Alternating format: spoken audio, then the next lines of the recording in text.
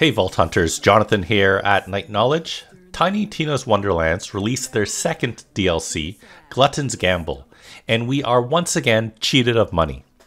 If you haven't bought the Season's Pass, hide your wallet and make sure you haven't picked it up. Found in the Dreamvale Overlook, this next set of missions are found in a new mirror. The story behind Glutton's Gamble is that this witch Imelda has brewed a potion that allowed her to eat anything and transform her into a troll. Over the course of 5 maps, you'll discover a list of ingredients that were used for the recipe and eventually fight Imelda. This DLC will cost you around $10 to $13 depending on where you live. It is a longer experience, taking about 20 to 25 minutes, and every week for the next 3 weeks, the end boss will have deadlier abilities, and new legendary weapons will be added to the loot tables.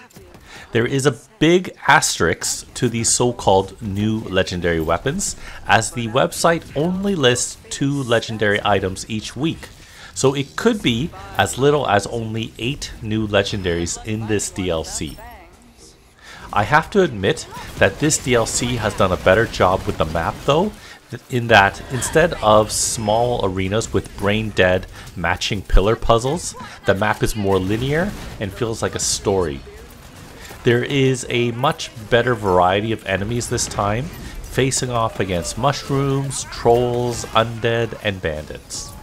There is one level that is a Halloween theme, which doesn't really fit the time in which it was released, but fits the same feel of the Overlook. Finally, the battles are dense with enemies and feels more intense.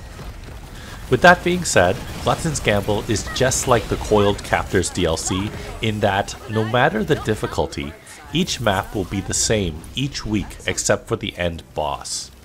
And just like the Coiled Captors DLC, the only thing different will be the 30-second intro video. Each time you run this mirror, you'll earn the special currency through defeated enemies and 2 chests on each level, which will allow you to spin the Wheel of Fate approximately 4 to 5 times, giving you a chance at random legendaries. One difference with this DLC is that the Wheel of Fate by now drops 3 to 5 items each pull instead of just 1, increasing your chance to get much more loot. So that's about it, $10 to $13 for a slightly better and longer DLC.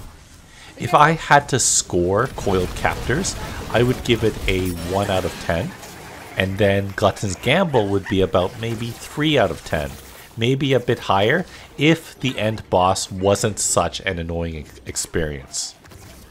That's it for my hot take on Glutton's Gamble DLC for Tiny Tina's Wonderlands. Let me know in the comments below whether you decided to get this DLC or whether you thought this was a slight improvement as a DLC. Thanks for joining me today. Check out the rest of my channel for other videos on Tiny Tina's Wonderlands, video games, board games, and other fun things. Thanks for watching, and I'll see you next time.